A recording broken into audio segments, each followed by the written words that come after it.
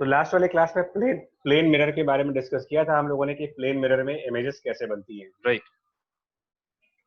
तो और plane mirror में एक क्वेश्चन भी दिया था आपसे कि हाइट वाइज तो अपनी पूरी इमेज देखने के लिए अगर आप 6 फीट के आदमी हो तो आपको 3 फीट का मिरर चाहिए, ठीक है। 6 feet person will require 3 feet mirror, then only he can view the complete image in the mirror. Otherwise हो सकता है कि बॉडी का अपर पार्ट दिखे, बॉडी का लोअर पार्ट ना दिखे, और तो बॉडी का लोअर पार्ट दिखेगा तो बॉडी का अपर पार्ट, मतलब मिरर का साइज प्रॉपर होना चाहिए। अब उस मिरर की विड्थ भी प्रॉपर होनी चाहिए,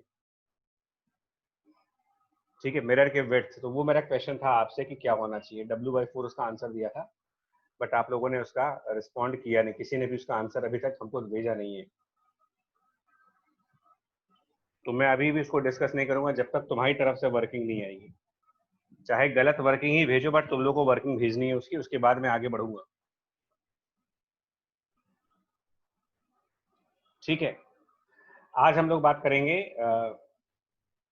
images bye multiple reflections. Images bye multiple reflections, इसको ध्यान देना।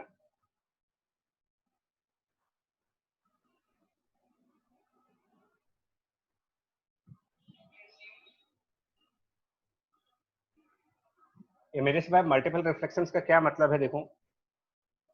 मान लें कि हमारे पास कुछ ऐसे करके दो मिरर्स हैं, दो प्लेन मिरर्स हैं। एक एक प्लेन मिरर मान लिया यहाँ पर है, ठीक है, फर्स्ट प्लेन मिरर, और उसके पैरेलल में एक और प्लेन मिरर है। दो पैरेलल मिरर्स हैं, ठीक है। दो दो पैरेलल मिरर्स आप इमेजिन करो कि हमारे पास दो पैरेलल मिरर्स हैं।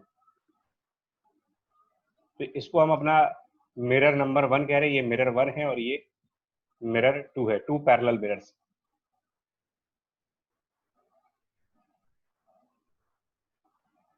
अब इसमें यार अगर मान लो बीच में कोई एक ऑब्जेक्ट है ना, इन दोनों के बीच में यहाँ कहीं पर मान लेते हैं कि कोई एक ऑब्जेक्ट है, तो इसकी कितनी इमेजेस बनेंगी आपको ये बताना है। नंबर ऑफ इमेजेस कितनी होती हैं कि अगर हम दो प्लेन मिरर के बीच खड़े हो जाए आमने सामने, तो कितनी इमेजेस उस ऑब्जेक्ट की बनेंगी, ठीक है। ये आपको बताना है, नंबर ऑफ इमेजेस क्या बनेंगी। और ये मिरर्स का बैक साइड है, जो उनका जहां पर पेंट लगा होता है मिरर्स का बैक साइड। कुछ आइडिया है आपको? दो प्लेन मिरर के बीच में अगर आप खड़े होते हो तो नंबर ऑफ इमेजेस कितनी बननी चाहिए आपकी, और क्यों बननी चाहिए? ऐसा क्यों होता है कि हमें कई सारी इमेजेस दिखती हैं वहां पर, मल्टीपल इमेजेस दिखती हैं, खुद की कई सारी इमेजेस क्यों दिखती हैं वहां पर?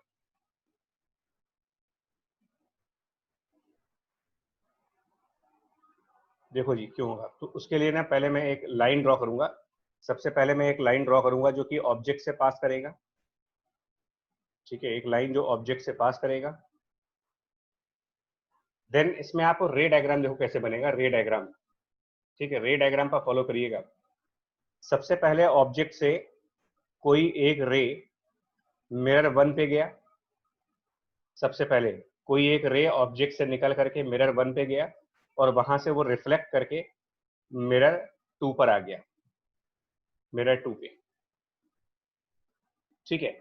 एक और रे एक और रे ऑब्जेक्ट से बिल्कुल मिरर के परपेंडिकुलर गया, मिरर 1 के परपेंडिकुलर गया ऐसे, और ये इसी डायरेक्शन में वापस रिफ्लेक्ट हो गया, इसी डायरेक्शन में। तो ये जो दो रिफ्लेक्टेड रेज हैं, इनको अगर हम एक्सटेंड करके देखें, देखो मतलब मेरा कहने का मतलब है कि हमारी दो रिफ्लेक्टेड रे कौन सी हैं। तो एक रिफ्लेक्टेड रे ये वाली है, R1 कह दो इसको, और एक रिफ्लेक्टेड रे ये वाली है, R2। तो इमेज कब बनती है? जब रिफ्लेक्टेड रेज इंटरसेक्ट कर जाए। यहाँ पर रिफ्लेक्टेड रेज वर्चुअली इंटरसेक्ट करेंगी अगर आप इनको बैक साइड पर एक्सटेंड करोगे। अगर आप इनको बैक साइड पर एक्सटेंड करोगे तो ये रेज इंटरसेक्ट करेंगी यहाँ कहीं पर आकर के। इसको भी बैक साइड एक्सटेंड करना पड़ेगा तुमको, ऐसे पीछे की तरफ इसको भी एक्सटेंड करोगे, और ये दोनों का इंटरसेक्शन जहां पर तुमको मिल रहा है, जिस पॉइंट पर इंटरसेक्शन मिल रहा है, वहां पर ये जो पॉइंट है, इसको कह दोगे कि ये ऑब्जेक्ट का फर्स्ट इमेज I1 बनेगा, पहला इमेज I1 ऑब्जेक्ट का यहाँ पर बनेगा। और सिमिलैरिटी ऑफ ट्रायंगल्स के हिसाब से सिमिलरिटी ऑफ ट्राइंगल्स, कौन सा ट्राइंगल सिमिलर है वो देखिएगा। ये जो ट्राइंगल बन रहा है ये वाला, और ये जो ट्राइंगल बन रहा है, ये ट्राइंगल्स बिल्कुल आइडेंटिकल होंगे, क्योंकि इंसिडेंट रे और रिफ्लेक्टेड रे का एंगल बराबर होता है लॉ ऑफ रिफ्लेक्शन के हिसाब से। तो जितना डिस्टेंस आपके ऑब्जेक्ट का होगा उतना ही डिस्टेंस इसकी इमेज का भी होगा। यानी कि अगर हमारा ये ऑब्जेक्ट यहाँ पर d1 डिस्टेंस है, तो इधर की तरफ उसकी जो इमेज बनेगी वो d1 डिस्टेंस पे होगी। अब इसके बाद सुनना, जो रे m1 से रिफ्लेक्ट होकर के यहाँ पर वापस आ रही थी, ये रे आगे भी जाएगी और ये आगे जाकर के मिरर m2 को स्ट्राइक करेगी, और एक ये रे ऑलरेडी मिरर m2 को स्ट्राइक कर रही है। ठीक है, अब अगर आप एक पॉइंट समझना यार, अगर यहां पर जो ये आपका I1 है, ये जो I1 है, इस I1 पॉइंट पे ध्यान देना। अगर मैं इस I1 पॉइंट को, सुनिएगा मैं क्या कहने जा रहा हूं, अगर आपका ये जो मिरर वाला पोर्शन है, अगर आप इस मिरर वाले पोर्शन को हटा दो, मिरर M1 को रिमूव कर दो यहां से, आप इस डायग्राम को फॉलो करिएगा, इस डायग्राम को फॉलो करना, सुनो, और आप मुझे ये बताओ कि अगर, ध्यान से सुनना, ये आखिरी लॉजिक पार्ट पे आ रहे हो, लॉजिकल पार्ट पे, हम इस डिस्टेंस को d2 मान लें, मिरर M2 के ऊपर, मिरर M2 के ऊपर जो रेज स्ट्राइक कर रही हैं वो ये वाली है, ये रे, आप इसको ध्यान देना, मैं इसको ऊपर नीचे कर रहा हूं, तो ये रे मिरर M2 पर स्ट्राइक हो रही है, और मिरर M2 पर एक रे ये वाली स्ट्राइक कर रही है इधर से, M1 से रिफ्लेक्ट होने के बाद, M1 से रिफ्लेक्ट होने के बाद M2 पर एक रे जा रही है, और ये रे भी M1 से रिफ्लेक्ट करके M2 पर जा रही है, तो M2 पर ये दोनों रेज रिफ्लेक्शन के बाद गिरेंगी। ठीक है, अब तो ये जो R1 और R2 है, ये M2 के लिए इंसिडेंट रे का काम कर जाएंगे, ये दोनों M2 के लिए इंसिडेंट रे का काम कर जाएंगे, यानी कि M2 से फिर एक रिफ्लेक्शन होगा, और M2 से जो रिफ्लेक्शन होगा वो अब आप ऐसे दिखाओगे, इसका रिफ्लेक्शन अब इस तरफ दिखाओगे M2 का, और ये जो रे आई थी ये वापस रिफ्लेक्ट हो गई, ये फिर से एक बार पीछे की तरफ रिफ्लेक्ट होगी, फिर से वापस पीछे रिफ्लेक्ट हो गई। अब ये दोनों रिफ्लेक्टेड रेस को जब पीछे एक्सटेंड करोगे, इन दोनों रिफ्लेक्टेड रेस को, तो ये दोनों आकर के पीछे किसी न किसी पॉइंट पर मिल जाएंगे। जहां पर ये मिल गए उस पॉइंट को आप कहोगे कि यार एक फिर ये पॉइंट भी हमारे लिए फिर से इमेज बन गई, और अब की बार मैं इसको इमेज नंबर 2 नाम दूंगा, इमेज नंबर 2। ये कितने डिस्टेंस पे होगा, ये कितने डिस्टेंस पे होगा ये देखना है आपको, ये इमेज कितने डिस्टेंस पे होगी। ठीक है, देखो कितने डिस्टेंस पे होगी यार, तो थोड़ा सा फोकस करिएगा, ये इमेज कितने डिस्टेंस पे होगी उसके लिए देखो, यहां पर अगर आप एक नॉर्मल लाइन बनाओ, नॉर्मल लाइन, तो ये जो एंगल ऑफ इंसिडेंस है और ये जो एंगल ऑफ रिफ्लेक्शन है बराबर है, यानी अगर इसको थीटा एंगल कहोगे तो ये एंगल भी थीटा होगा, और अगर ये थीटा एंगल है तो फिर यहाँ पर जो एंगल बन रहा है ये भी थीटा एंगल बनेगा। ध्यान देना, ये लाइन पैरेलल लाइंस है, ये जो लाइन हम बना रहे हैं येलो कलर से, ये लाइन और यहाँ पर जो लाइन है, ये दोनों लाइंस पैरेलल है, तो अगर ये थीटा एंगल बन रहा है तो यहाँ पर भी थीटा एंगल बन रहा है, और अगर ये थीटा एंगल है तो ये एंगल भी थीटा है, क्योंकि ये लाइन पैरेलल लाइन है, एडजेसेंट एंगल वाली प्रॉपर्टी और करस्पॉन्डिंग एंगल वाली प्रॉपर्टी ये दोनों लगाओगे। तो ऐसे में अगर मैं इसको कोई एक नाम दे दूं, सपोज करो ये पॉइंट ए का नाम दे दूं इसको, और इसको पॉइंट बी का नाम दे दूं, तो आप नोटिस करो ट्रायंगल AI1B और ट्रायंगल ABI2। ठीक है, मैं थोड़ा सा आपके लिए फर्स्ट टाइम इसको अलग से ड्रॉ करके दिखा देता हूं। ट्रायंगल ABI1, ट्रायंगल ABI1, उसमें यहां पर एंगल थीटा बन रहा है, यहां पर एंगल 90 बन रहा है, और B से लेकर के I1 तक की ये पूरी डिस्टेंस, B से लेकर के I1 तक की ये total distance D2 + 2 times of D1 है।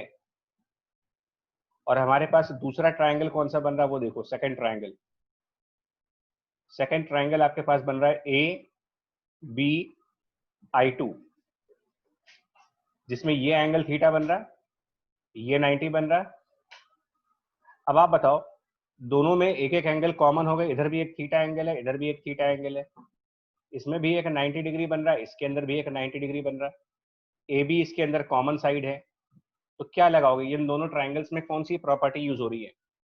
दोनों ट्राइंगल्स में 90 डिग्री एंगल है, उसके अलावा एक एंगल कॉमन निकल के आ रहा, मतलब इक्वल निकल के आ रहा। दोनों में एक एक एंगल इक्वल हो गए, थीटा थीटा। दोनों के अंदर एक 90 डिग्री का एंगल है और दोनों में ए बी एक कॉमन साइड है। तो क्या कहा जाए, ये दोनों ट्राइंगल्स में किस तरीके की प्रॉपर्टी लगेगी? ठीक है, आप अपने हिसाब से देखो कि कौन सी प्रॉपर्टी यूज करेंगे इन दो ट्राइंगल्स में। क्या ये कॉन्ग्रुएंट ट्राइंगल्स हैं?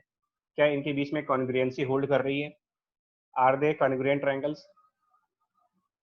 और अगर हैं तो कौन सी प्रॉपर्टी यूज कर रहे हो? 90 90 थीटा थीटा और कॉमन साइड। तो अगर इनके बीच में कॉन्ग्रुएंसी काम कर रही है तो फिर जो BI2 है, पहले तो आप ये एग्री करो कि कॉन्ग्रुएंसी है या नहीं है। आपके आंसर चाहिए मेरे को, यस और नो करके आपका आंसर चाहिए कि are these two triangles congruent और नॉट। पहले तो आप इसको एग्री करें। जब आप इस पर एग्री कर जाओगे उसके बाद ही आगे बढ़ेंगे।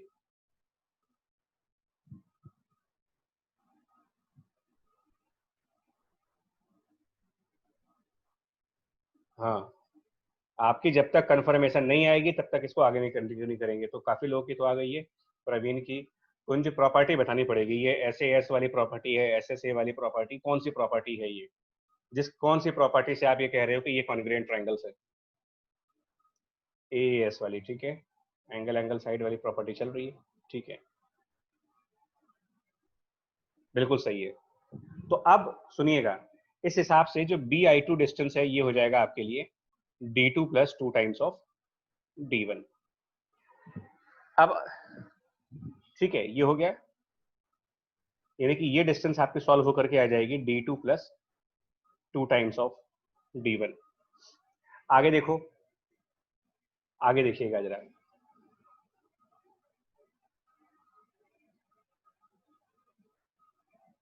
थोड़ा सा हम इस मिरर को एक्सटेंड कर देते हैं ऊपर, ठीक है, इस मिरर को वापस एक्सटेंड कर दें और इस मिरर को भी आगे एक्सटेंड कर देंगे, ठीक है।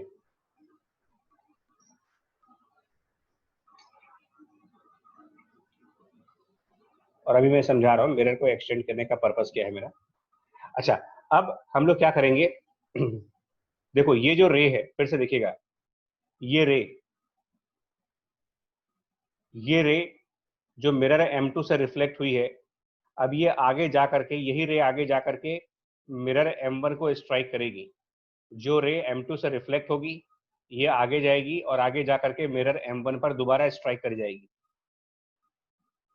सिमिलरली यहां से जो रे, यहां से जो रे वापस M2 से रिफ्लेक्ट होगी, M2 से रिफ्लेक्ट होकर के ये रे वापस जाएगी और फिर से M1 के ऊपर गिरेगी, ठीक है। तो इस चीज को फॉलो करिएगा, देखिए, यानी कि ये रे फिर से आगे की तरफ जाएगी, ये रे आगे जाएगी, ठीक है, और आगे जाकर के ये फिर से M1 से रिफ्लेक्ट हो जाएगी, वापस M1 से रिफ्लेक्ट हो जाएगी,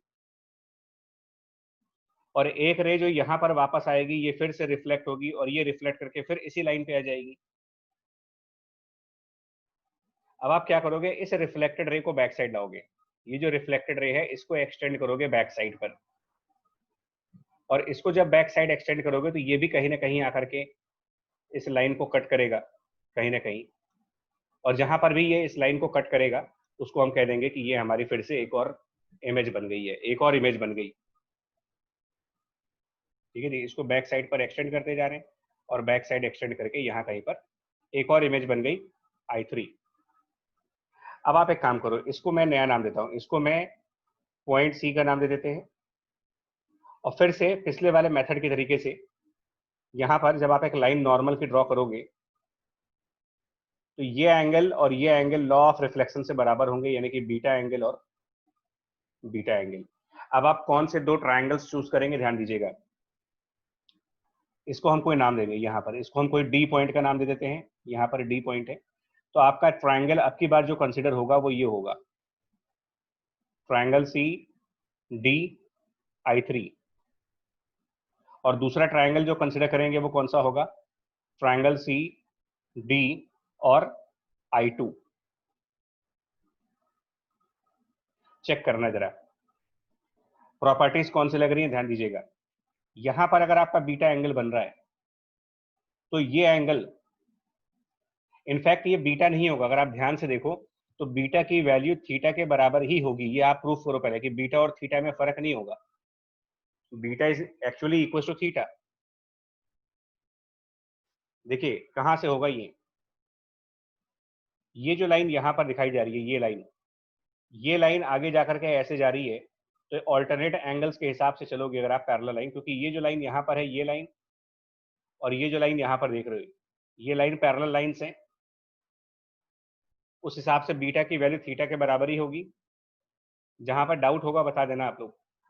और मेरा ये कहने का मतलब है कि ये जो एंगल बनेगा, ये एंगल भी बीटा के बराबर होगा, बट बीटा और थीटा सेम एंगल है, तो this is also equal to theta. यानी यहाँ पर आपके पास थीटा एंगल बना, यहाँ पर भी आपके पास थीटा एंगल बना, यहाँ पर भी 90 डिग्री, यहाँ पर भी 90 डिग्री। सी डी एक कॉमन साइड है, फिर से कॉन्ग्रुएंसी हुई। और डी से I2 तक का डिस्टेंस कितना है? डी से I2, ध्यान दो, डी से I2 तक का डिस्टेंस कितना है? अगर मैं डी से I2 तक की डिस्टेंस की बात करूं तो पॉइंट डी से लेकर के एंटिल I2, ये पूरा डिस्टेंस 3d1 प्लस 2d2 है। कंफर्म कर लेना इसको। तो ये डिस्टेंस जो आएगा आपका डी से लेकर के I3 तक का, ये डिस्टेंस भी आएगा 3d1 plus twice of d2। इसको कंफर्म कर लो।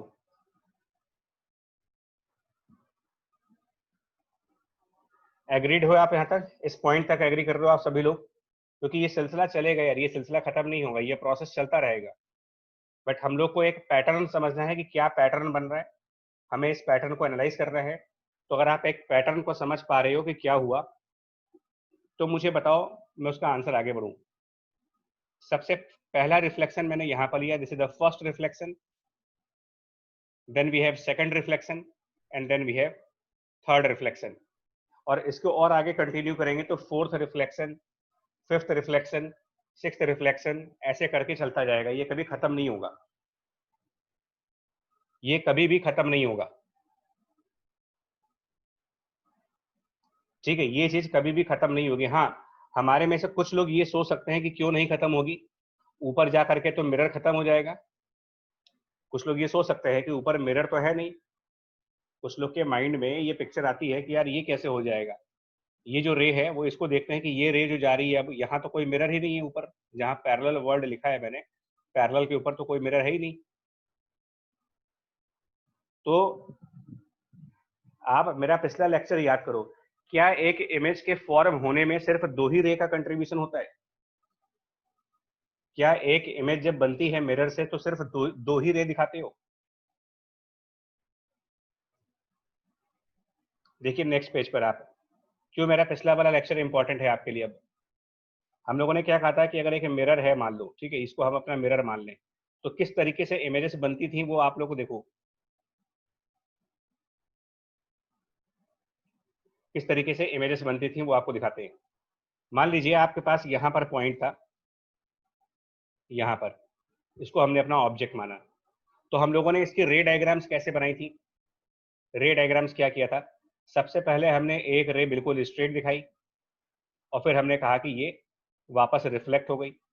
फिर एक रे आपने यहाँ पर दिखाई, और ये कहा कि यार ये वाली रे जो होगी वो इधर रिफ्लेक्ट हो जाएगी, और फिर दोनों रिफ्लेक्टेड रे को पीछे की तरफ एक्सटेंड कर दो। तरीका मतलब जो बुक्स में आप डायग्राम फॉलो करते हो वो ये, इसको पीछे की तरफ एक्सटेंड करते हो, इसको इधर की तरफ एक्सटेंड करते हो, और ये दोनों मिल जाते हैं जाकर के, तो कह देते हो कि ये उस ऑब्जेक्ट की इमेज बन जाएगी।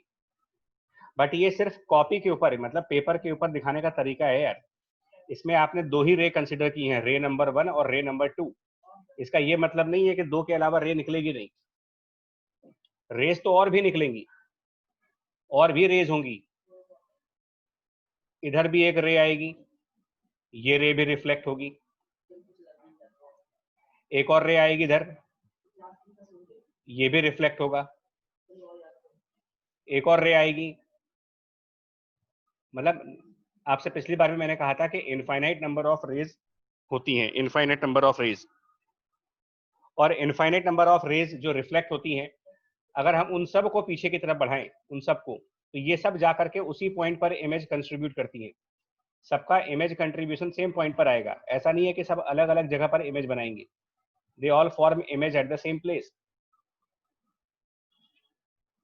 हम लोग, अब इसका ये मतलब थोड़ी है, देखो इसका मतलब क्या हुआ, ऐसा थोड़ी है कि अगर आप ऊपर ऊपर से इतना मिरर रिमूव कर दो, कह दो कि यार मिरर छोटा हो गया, तो अब ये वाली रे कहां जाएगी? आप कहोगे यार ये वाली रे तो मिरर पे गई नहीं। कोई बात नहीं, ये वाली रे मिरर को मिस कर रही है, बाकी की रेज तो मिरर पे हैं। आप कहोगे नहीं यार मिरर को हम और छोटा कर देंगे, ठीक है और छोटा कर देते हैं, तो और छोटा करोगे तो नंबर ऑफ रेज मिरर पे कम हो गई, बट तब भी कहीं ना कहीं कुछ नंबर ऑफ रेज हमेशा रह जाएंगी जो उस मिरर पे जा करके इमेज कंट्रीब्यूट कर देंगे आपका। ठीक है, वापस देखो ये ओरिजिनल डायग्राम, इस टाइम पर नंबर ऑफ इमेजेस जो आपकी दिख रही हैं, जो इमेज बन रही है, वो कई सारे रेज के रिफ्लेक्शन की वजह से दिख रही है। ठीक है, और उस रिफ्लेक्शन में आपका रिफ्लेक्शन यहां से भी हो रहा है, टॉप से भी हो रहा है, मिडिल साइड से भी हो रहा है, मिरर के बॉटम साइड से भी हो रहा है, सब जगह से रिफ्लेक्ट होकर के आप एक प्लेस पर इमेज बनाते हो। तो इसका ये मतलब नहीं है कि अगर आप मिरर का टॉप साइज रिड्यूस कर दोगे, टॉप साइड हटा दोगे, तो इमेज नहीं बनेगी, बॉटम साइड से बन जाएगी, कहीं ना कहीं से इमेज बनती रहेगी उसकी। ठीक है, तो अब आप स्पेस पे आओ, यही मैं आपको समझाना चाह रहा हूँ कि आपको ऐसा लग रहा है, ये सबको ऐसा लगता है कि यार ये रे कहाँ जाएगी, तो भाई ये रे नहीं जाएगी, मान लिया हम लोगों ने और भी तो रेज कंसिडर की होंगी, क्या इनके बीच में और रेज इस तरीके से नहीं गई होंगी, और रेज और इस तरफ नहीं गई होंगी, न जाने कितनी रेज यहाँ पर गई होंगी, तो कोई ना कोई रे तो यहाँ से रिफ्लेक्ट करके M2 पे जाएगी, वहां से रिफ्लेक्ट करके M3 पर आएगी, वहां से रिफ्लेक्ट करके M4 पे जाएगी, यहाँ से रिफ्लेक्ट करके यहाँ आएगी। ये प्रोसेस तो चलता ही रहेगा हमेशा, कभी खत्म नहीं होगा, और क्योंकि ये प्रोसेस कभी खत्म नहीं हो सकता, इसीलिए ये कहा जाता है कि जो नंबर ऑफ इमेजेस होंगी वो इनफाइनाइट होंगी, वो कभी काउंट नहीं कर पाएंगे आप, number of images infinite images बनती रहेंगी, because there will always be a ray which is reflected from M1 to M2, from M2 to M1, again from M1 to M2, and this way चलता रहेगा ये। ठीक है, हम लोगों ने क्या किया है, डायग्राम को क्लियर बनाने के लिए मैंने थीटा को लार्ज एंगल दिखाया है। देखो मैंने थीटा को क्या किया है, लार्ज एंगल दिखाया है, बट थीटा 0.0000001 डिग्री वाली रे जो होगी उससे भी इमेज बनेगी। अब इतने कम एंगल पे अगर मैं आपको रे दिखाता तो डायग्राम क्लियर दिखता नहीं, इसलिए आप बड़े एंगल पर रे दिखाते हो। एनीवे, तो ये हो गया कि number of images are always infinite irrespective of size of mirror. Mirror छोटा बड़ा मैटर नहीं करेगा इस केस में। आगे बढ़िए, पैटर्न क्या बन रहा, पैटर्न क्या बना, जब फर्स्ट रिफ्लेक्शन हुआ तो इमेज डिस्टेंस d1 है फ्रॉम द मिरर 1। जब सेकंड रिफ्लेक्शन हुआ तो image distance d2 plus 2d1 हुई, और जब थर्ड रिफ्लेक्शन हुआ तो इमेज डिस्टेंस जो बन रहा है, इमेज डिस्टेंस वो 3d1 प्लस 2d2 हो रहा है। क्या आप समझ पा रहे हो क्या हो रहा है? क्या आपको इस पैटर्न के बारे में आइडिया लग रहा है क्या बन रहा है ये? मैं बताता हूँ, देखो क्या है पैटर्न, क्या बन रहा है। फर्स्ट रिफ्लेक्शन से इमेज बनी थी d1 पे, फर्स्ट रिफ्लेक्शन से इमेज बना d1 पे, तो सेकंड रिफ्लेक्शन से जो इमेज बन रही है वो d2 प्लस 2d1। कैसे कह सकते हो कि प्रीवियस वैल्यू d1 में आप d1 प्लस d2 ऐड करो तो आपको क्या मिलेगा, 2d1 प्लस d2।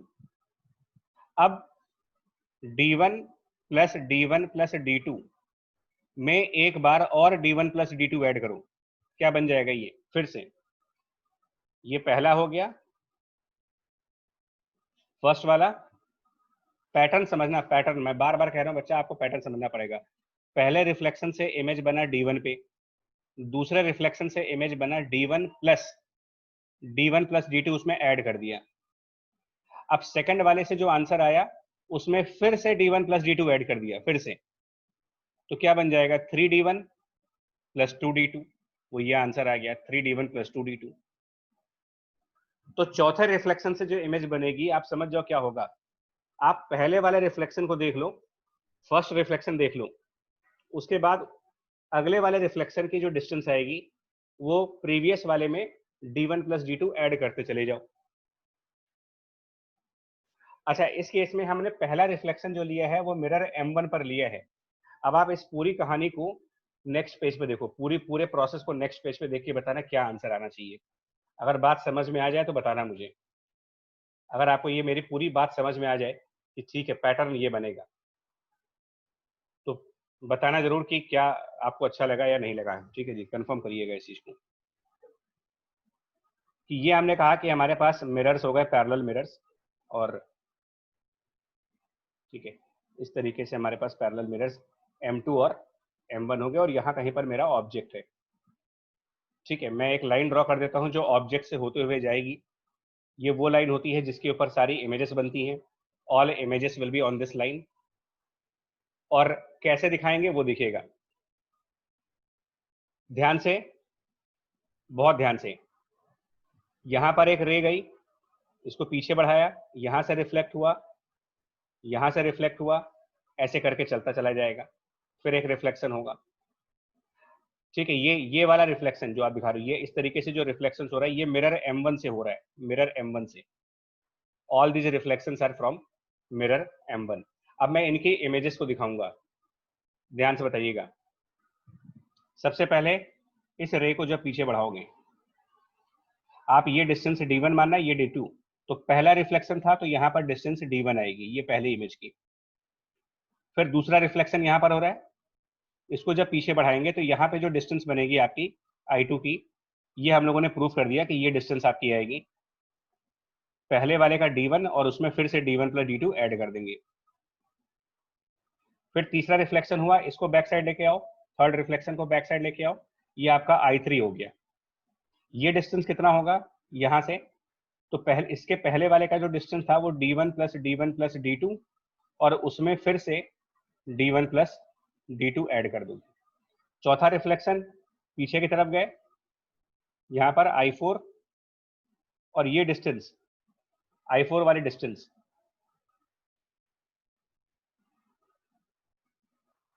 ये I3 वाले का जो डिस्टेंस आया था D1 plus D2 plus D1 plus D2, ये यहां तक तो आप I3 में थे ही, एक बार और D1 प्लस D2 ऐड करते जाओ।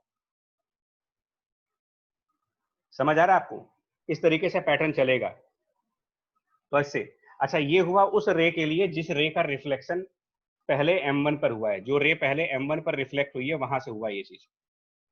दिस रे फर्स्ट रिफ्लेक्टेड फ्रॉम M1। कोई ऐसी भी तो रे होगी जो पहले कहीं और से रिफ्लेक्ट होगी। देखो कैसे, फॉर एग्जाम्पल जो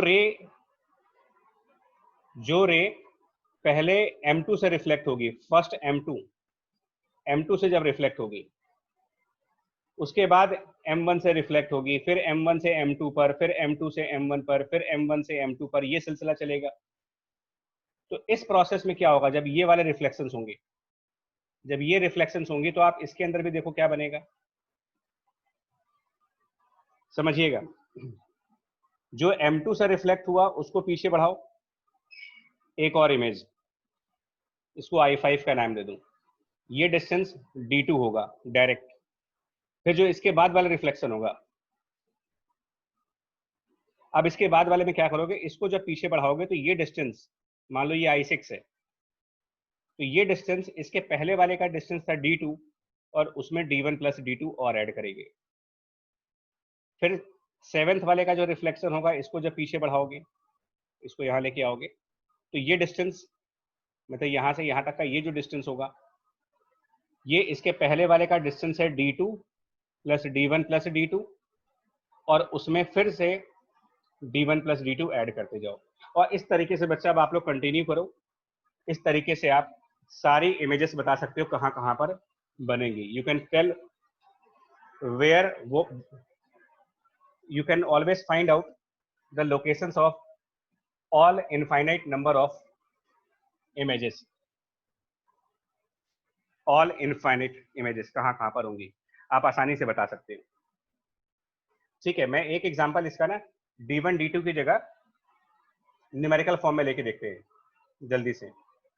तो मान लिया जाए ये हमारी पैरेलल मिरर्स हैं.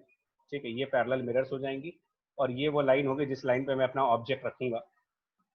अब आप देखिएगा, मान लो यहां पर ऑब्जेक्ट है. अब मैं रे डायग्राम नहीं बनाऊंगा. मान लो ये डिस्टेंस 1 सेंटीमीटर है और ये डिस्टेंस 2 सेंटीमीटर है. तो पहले रिफ्लेक्शन की इमेज कहां पर बनेगी? देखो, मान लो M1 से रिफ्लेक्शन स्टार्ट करें तो पहली वाली इमेज 1, यहां पर फर्स्ट इमेज बनेगी 1 सेंटीमीटर पे. इसका रिफ्लेक्शन जब M2 से होगा तो M2 वाली इमेज बनेगी 1 और D1 प्लस D2 ये हो गया आपका 3 सेंटीमीटर. ये हो गया D1 प्लस D2. ध्यान से देखना. तो I2 वाली इमेज जो बनेगी, ये पहले वाला 1 था और 1 प्लस 3 यानी ये हो गया 4. इस I2 के बाद फिर इस तरफ I3 बनेगा, बैक साइड पर I3. ये डिस्टेंस 4 प्लस 3 7. फिर आपका इधर I4 बनेगा, वो 7 प्लस 3 10. इस तरीके से चलेगा. अगर आप रे डायग्राम चाहते हो तो रे डायग्राम में दिखा देता हूं, हालांकि टाइम की कंस्ट्रेंट है, बट फिर भी सबसे पहले ये रे जाएगी, इधर रिफ्लेक्ट होगी, फिर इधर रिफ्लेक्ट होगी, फिर इधर रिफ्लेक्ट होगी.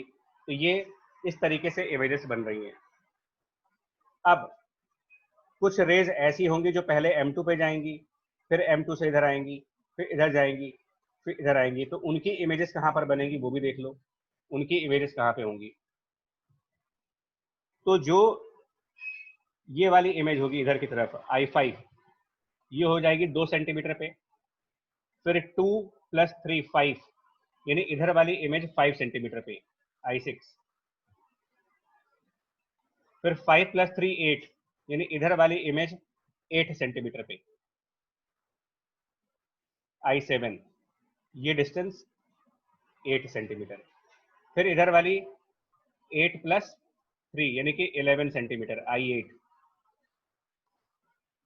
ठीक है बच्चा, यहां तक समझ आया? आप देख लो यहाँ तक. बाकी इसके अगले वाले सेशन में समझाएंगे. तब तक आप इस पैटर्न को अच्छी तरीके से समझो कि पैरेलल मिरर्स में इनफाइनाइट इमेजेस बनने का प्रॉपर पैटर्न क्या है और डिस्टेंसेस किस तरीके से कैलकुलेट की जा सकती है कि कहाँ कहाँ पर इमेजेस फॉर्म होंगी. आप इस प्रोसेस को अच्छी तरीके से समझो, फिर हम लोग आगे